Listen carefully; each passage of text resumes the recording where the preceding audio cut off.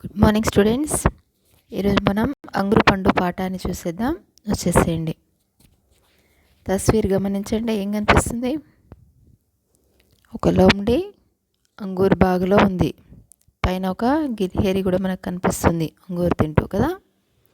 చూసేద్దామండి. ఒక అడవిలో ఒక నక్క అంగూరు పండు తినాలని అనుకున్నది. ఎక్కడెక్కడో తిరిగింది.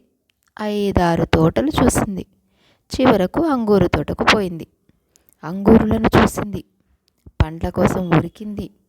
అంగూరు పండ్లను అందుకుందామని ఎగిరింది. ఎంత ఎగిరినా ఒక్క అంగూరు పండు కూడా అందలేదు. ఏడుపు వచ్చింది. అంగూరు పండు పులుపు అనుకుని వెనుకకు తిరిగింది.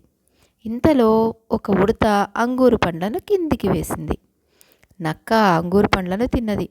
అంగూరు పండు ఎంతో పసందు అనుకుంటూ ఇంటికి పోయింది.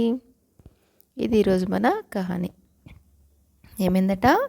ఒక అడవిలో ఒక జంగల్లో ఒక నక్కకి అంగూరు పండు తినాలి అనిపించింది అనమాట.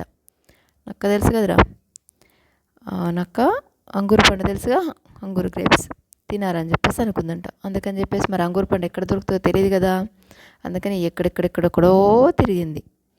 చివరికి ఒక 5-6 తోటలు కూడా చూసింది. తోట బాగా చూసిందట. 5-6 5-6 బాగా చూసిన తర్వాత చివరకు ఒక అంగూరు తోటకు పోయింది. ఒక అంగూరు బాగా కనిపించిందంటే అందులోకి వెళ్ళింది. అక్కడ అంగూర్లను కూడా చూసింది. మరి అంగూర్లు ఎక్కడున్నాయి చూడండి, బొమ్మలు చూడండి, పైన ఎక్కడో ఉన్నాయి. అందుతాయి మరి దీనికి. అందుకుందామని చెప్పేసి పాపం ఏం చేసింది? ఎగిరిందనమాట. అంగూర్లను చూసింది, పండ్ల కోసం ఉరికింది. ఉరకడం అంటే తెలుసుగా, పరిగెత్తడం, రన్నింగ్. అంగూరు పండ్లను అందుకుందామని చెప్పేసి పైకి ఎగిరింది. ఒక బొమ్మలో కనిపిస్తుంది చూసిరా, అట్లా 2 కాళ్ళ మీద ఇలా పైకి ఎగురుతూ ఉందన్నమాట.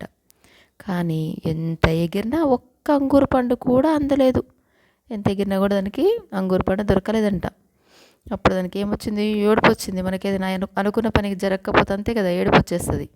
అలాగే పాపం నక్కకు కూడా అంగూరు దొరకకపోతే ఏడుపు వచ్చేసిందంట. అందుకని ఏమనుకుంది? అంగూరు పండు పులుపు అనుకుంది.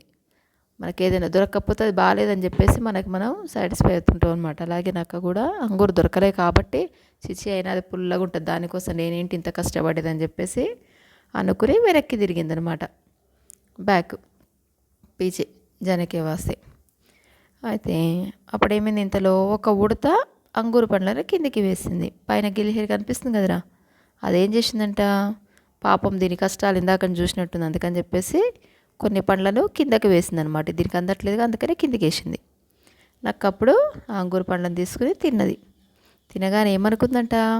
అంగూరు పండు ఎంతో పసందు, ఒబ్బో సూపర్ ఉంది అంగూరు పండు అని చెప్పేసి, చాలా రుచిగా ఉందనుకుంటూ తన ఇంటికి అది వెళ్ళిపోయింది.